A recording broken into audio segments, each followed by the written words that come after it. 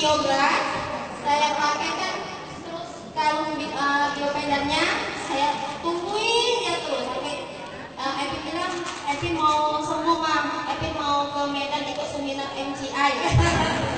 Dia bilang ya kan, jadi dia semangat ingin terus dipakainya terus sampai dia marah, itu sesaknya berkurang.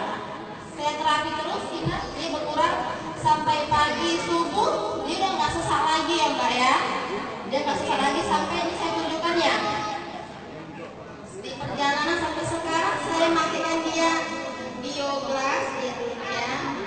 Nah ini, nah jadi sebutan dia seperti pendekar bioglas. Kalau udah sakit pendekar cilik, pendekar bioglas ya mbak ya. Jadi alhamdulillah panas sudah nggak lagi ya mbak ya bapak ibu, dan sesak juga nggak lagi. Jadi saya percayalah dengan bioglas tadi ini pola MCI. Dari awal saya diperkenalkan dengan kakak saya sendiri, kak Tini saya.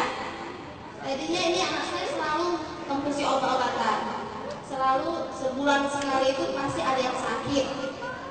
Selalu lah, kalau nggak sembuh dari obat-obatan spesialisnya pasti ke opname lah, rumah sakit. Tapi semenjak pakai ini, insya Allah